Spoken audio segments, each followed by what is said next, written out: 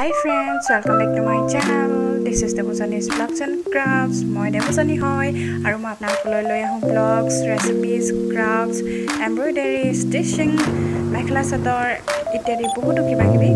গতিকে মোৰ ধুনিয়া ধুনিয়া ভিডিও বিলাক উপভোগ কৰিবলৈ মোৰ চেনেলটো সাবস্ক্ৰাইব কৰি লওক লগতে প্ৰতিটো ভিডিও আপোনালোকে সম্পূৰ্ণকৈ চাবলৈ আৰম্ভ কৰক Friends, আজি বনাবলৈ লৈছো pork আৰু লাই শাকৰ ৰেচিপিটো খাই খুবেই ভাল লাগে ঠাণ্ডা দিন অহাৰ লগে লগে লাই শাক আৰু পৰ্কৰ ৰেচিপিটো খোৱা হয় গতিকে বলক এয়া হৈছে লাই শাক আৰু এয়া হৈছে pork বেছি নাই আধা কেজি আছে আৰু আমি তিনটা মানুহে খাম মা দেউতা আৰু মই pork বুলি ক'লে সদায় নরমাল হ'ব লাগে তাত বেছি মা মছলা থাকিব নালাগে মই একদম নরমালি বনাম তো আপোনালোকে চাই থাকিব দেই ভিডিওটো শেষলৈকে এখিনি হৈছে pork হৈছে আধা কেজি আৰু ইয়াতে অলপ ফেট হৰকে আনিছো কিয়নো মই আজি লাই শাকৰ লগত বনাবলৈ ওলাইছো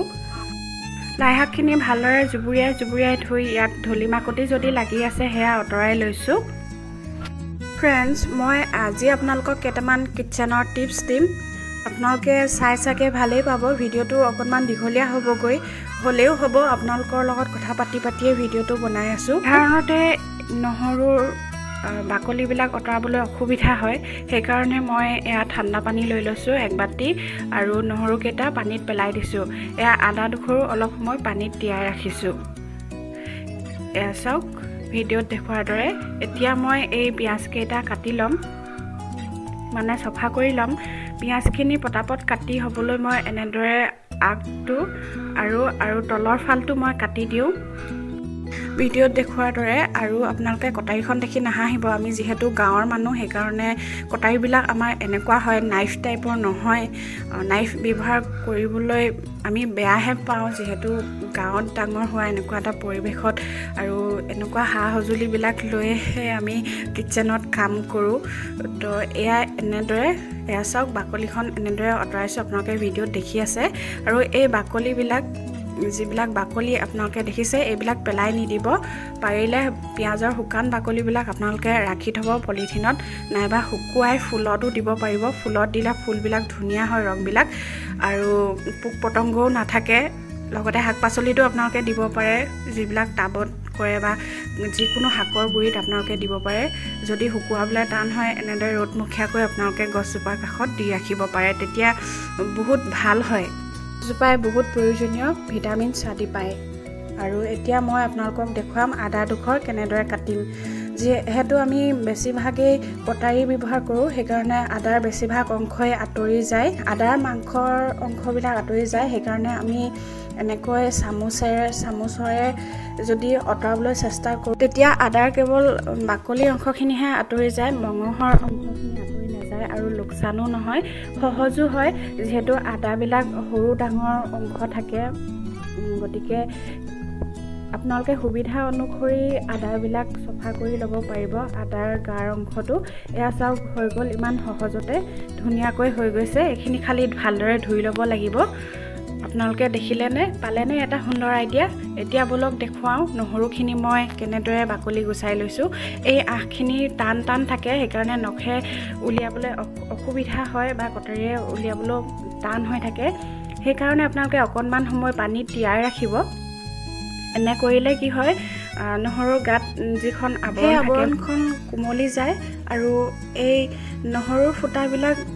অতৰাবলৈ সুবিধা হয়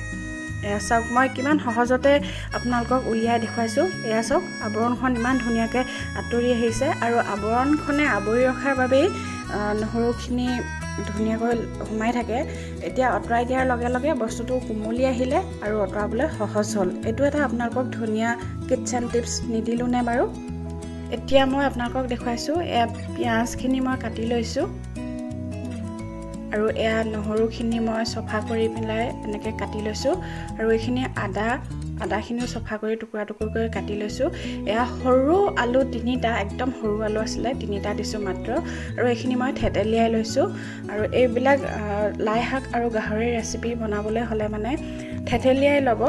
তেতিয়াহে খাবলৈ বেছি ভাল হয় আৰু গ্ৰাইণ্ডাৰত গ্ৰাইণ্ড কৰি ল'লে বেছিকৈ গ্ৰাইণ্ড হৈ যায় সেইকাৰণে ভাল নালাগে মোৰ তেনেকৈয়ে ভাল লাগে এইখিনি হৈছে লাই শাকখিনি এতিয়া বজাৰত লাই শাকৰ দামটো বহুত উচ্চ হৈ আছে গতিকে আপোনালোকে পাৰিলে ঘৰতো ৰুবলৈ চেষ্টা কৰিব যোৱা বছৰ আমাৰ বহুত আছিল কিন্তু এই বছৰ দেউতাৰ অসুস্থতাৰ বাবে আমি শাকৰ খেতি কৰিবলৈ নোৱাৰিলোঁ তথাপিও মায়ে কিছুমান কৰিছে শাকৰ খেতি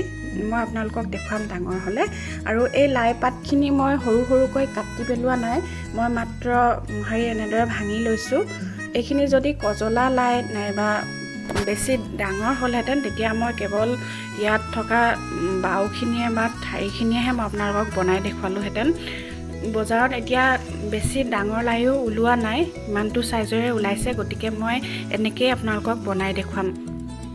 এইখিনি মই মাংসখিনি ভালদৰে ধুই লৈছোঁ এতিয়া মই ষ্টভটো জ্বলাই লৈ কেৰাহীখন পাতি দিছোঁ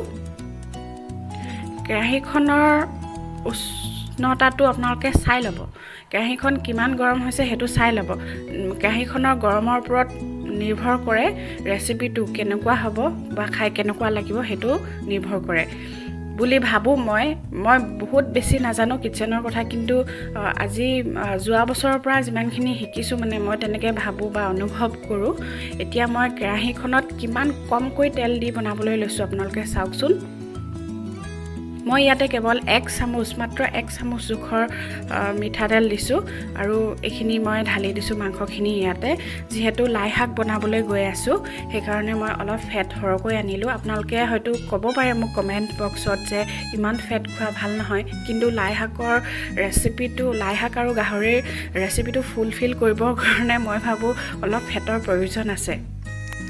তো ফ্ৰেণ্ডছ আপোনালোকে কিটচেনৰ টিপছ কেইটা কেনেকুৱা পাইছে মোক জনাব ভিডিঅ'টোৰ শেষত কমেণ্ট কৰি জনাব আৰু লগতে মোৰ ইন্ট্ৰ'টো কেনেকুৱা লাগিছে সেইটো জনাব এতিয়া মই মাংসখিনিত নিমখ দি দিছোঁ নিমখ মই অকণমান সৰহকৈ দিছোঁ আৰু আগলৈ মই লাই শাক আৰু আলু অকণমান দিম সেইকাৰণে অলপ সৰহকৈ দিছোঁ কিন্তু ফ্ৰেণ্ডছ এটা কথা কওঁ নিমখ আপোনালোকে বেছিকৈ নাখাব আজিকালি বিভিন্ন ধৰণৰ অসুখ নিমখৰ কাৰণে হয় সেইকাৰণে নিমখটো অলপ কম পৰিমাণে খাব লাগে আৰু এয়া চাওক মাংসৰ পৰা নিজে নিজে তেলবিলাক ওলাই আহিছে আৰু এই তেলেই আমাক ৰেচিপিটো বনাবলৈ সহায় কৰিব সেইকাৰণে মই প্ৰথমতে কমকৈ তেল দিছোঁ কিন্তু সম্পূৰ্ণ নগা ষ্টাইলত বনোৱা হ'লে মই ইয়াতে তেল নিদিলোহেঁতেন কিন্তু অকণমান তেল দিবলৈ মন যায় আৰু এয়া তেল দিলোঁ আৰু এই তেলতে মই লাই শাকখিনি আৰু আলুখিনিও দি দিম পিছলৈ আপোনালোকে চাই থাকক এতিয়া এয়া মই আলুখিনি দিয়ে দিলোঁ আলুখিনি এইকাৰণে সোনকালে দিলোঁ যে সোনকালে আলুখিনি দি দিলে সিজি থাকিব আজিকালি আলুবোৰ কঠুৱা হৈছে সেইকাৰণে মই আগতীয়াকৈ দি দিছোঁ যাতে তাপত সিজি যায় আৰু ইয়াত মই এক টোপালো পানী এড নকৰোঁ পানী এড নকৰাকৈ মই ৰেচিপিটো বনাম আৰু এই তেলখিনিয়ে শেষতলৈ লাই শাকখিনি মই যেতিয়া দি দিম তেতিয়া সেই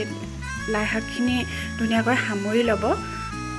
আৰু ইয়াতে মই পিঁয়াজখিনি দি দিছোঁ পিঁয়াজখিনি মই পিছতহে দিছোঁ দেই আনকালে হ'লে আমি মাছ মাংস বনালে সদায় আগতে দিওঁ বা ৰেচিপিবিলাক বনালে কিন্তু মই আজি পিছতহে দিছোঁ আৰু এয়া আদা আৰু নহৰু পেষ্ট মই বেলেগে কৰিছিলোঁ আপোনালোকে মন কৰিলে নাই নাজানো প্ৰথমতে আদাখিনি দি ল'লোঁ তাৰপিছতে মই নহৰুখিনি দিছোঁ আজি বেলেগে দিছোঁ ইয়াত যদি মই ধনিয়া পাত দিব পাৰিলোহেঁতেন তেতিয়া কথাই নাছিলে কিন্তু বজাৰত ওলোৱাই নাই আমাৰ বজাৰবিলাকত টাউনত ওলাইছে চাগৈ আমাৰ ইয়াত ওলোৱাই নাই আৰু ইয়াতে হালধি দি দিছোঁ লৰাবলৈ সুবিধা হ'বৰ কাৰণে মই কেৰাহীখনত ধৰি লৈ লৰাইছোঁ নহ'লে মানে ভালদৰে লৰাব নোৱাৰি আপোনালোকে যদি মোৰ চেনেলটোত প্ৰথমবাৰৰ বাবে ভিজিট কৰিছে তেনেহ'লে প্লিজ চেনেলটো ছাবস্ক্ৰাইব কৰি যাব দেই লগতে আপোনালোকে ভিডিঅ'টো পাৰিলে শ্বেয়াৰ কৰি দিব অলপ তো মই এতিয়া ঢাকনখনেৰে ঢাকি দিছোঁ আজি আপোনালোকৰ লগত মই কথা পাতি ৰেচিপিটো বনাইছোঁ কেনেকুৱা লাগিছে আপোনালোকৰ মতামতো আগবঢ়াব আমি বহুত হেঁপাহেৰে এটা ভিডিঅ' আপোনালোকৰ বাবে লৈ আহোঁ ভিউজ কিমান আহে কিমান নাহে নাজানো কিন্তু আপোনালোকৰ এটা কমেণ্টে আমাৰ বাবে বহুত উৎসাহৰ কাৰণ হৈ পৰে আমি উৎসাহী হৈ নতুন ভিডিঅ' বনাবলৈ আগ্ৰহী হওঁ এতিয়া ভালদৰে লৰাই দিছোঁ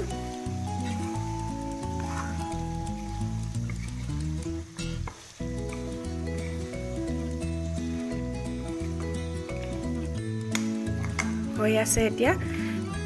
এতিয়া এইখিনি সময়তে মই অকণমান লাল মিৰ্চ এড কৰি দিছোঁ এইটো অলপ জ্বলা লাল মিৰ্চটো হয় কালাৰৰ কাৰণে নহয় কালাৰটো ইয়াত ইমান এটা প্ৰয়োজন নাই যিহেতু মই লাই শাকহে দিম বিলাহী দিয়া হ'লে কথা বেলেগ আছিলে অকণমান মিট মছলা এড কৰি দিছোঁ যিহেতু মাংসৰ ফ্ৰেগনেন্সটো আহিবৰ কাৰণে আৰু ইয়াতে মই এইখিনি লাই শাকখিনি এড কৰি দিছোঁ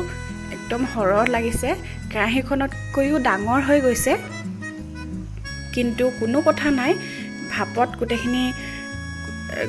গোটেইখিনি কম হৈ যাব মুঠা হৈ থাকিলে কি হ'ব কম হৈ যাব যেহেতু শাকহে হয় যিকোনো শাকেই প্ৰথমতে সৰহ দেখি কিন্তু যেতিয়া ভাজি পেলোৱা হয় তেতিয়া কম হৈ যায় আৰু এয়া আগৰখিনি অলপ জামৰি যোৱাৰ লগে লগে এইখিনি দি দিছোঁ যিখিনি বাকি থকা অংশ আছিলে সেইখিনিও দি দিছোঁ সঁচা কথা ক'বলৈ গ'লে এই ৰেচিপিটো মাংসতকৈও বেছি লাই শাকখিনিহে খাই ভাল লাগে মোৰ ভাল লাগে মানে আপোনালোকৰো ভাল লাগে নেকি কমেণ্ট কৰি জনাবচোন আৰু এয়া চাওক লাহে লাহে এইখিনি কমি আহিছে আৰু মই ধুনীয়াকৈ এতিয়া লৰাই দিম মাংসখিনি ওপৰতল কৰি দিছোঁ আৰু লাই শাকখিনি তললৈ পঠিয়াই দিছোঁ তেতিয়া গৰম হিটত পাতখিনি কোমলি যাব এয়া চাওক লৰাই দিছোঁ ওপৰতল কৰি দিছোঁ এইবিলাক তেনেই সহজ ৰেচিপি হয় আমাৰ অসমীয়া সমাজৰ বা আহোম সমাজৰ সকলো অসমীয়া সমাজৰ মানুহে গাহৰি নাখায়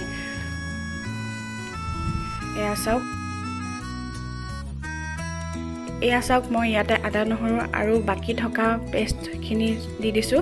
এয়া ভোট জলকীয়া হয় মই আচাৰ বনাই থৈছিলোঁ তাৰ পৰা অলপ দি দিছোঁ আৰু এই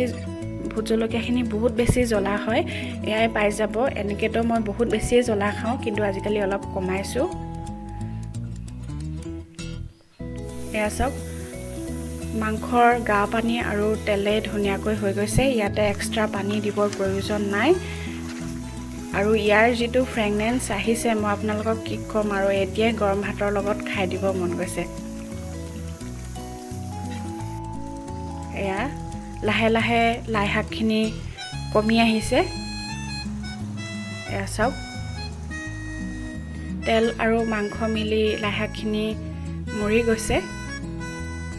এই যে লাই শাকখিনি দেখিছে এইখিনি এনেদৰে মৰহি গ'লে আপোনালোকে গম পাব লাহে লাহে সিজি আহিছে লাই শাক আমি কেঁচাকৈও চাটনি বনাই খাওঁ বা চালাড কৰি খাওঁ গতিকে সিমানো হেৰি নাই আধা কেঁচা হ'লেও আপোনালোকে খাব পাৰিব বিচাৰিলে তো মোৰ ৰেচিপিটো শেষ হৈছে বন্ধু বান্ধৱীসকল ভিডিঅ'টো চাই কেনেকুৱা লাগিলে মোক কমেণ্ট কৰি জনাব লগতে চেনেলটো পাৰিলে ছাবস্ক্ৰাইব কৰি যাব আপোনালোকৰ এটা ছাবস্ক্ৰাইবাৰৰ পৰাই মই বহুত উৎসাহী হওঁ নতুন ভিডিঅ' দিবলৈ প্ৰেৰণা পাওঁ আজিলৈ মোৰ ইমানেই আজিলৈ আহিছোঁ বাই বাই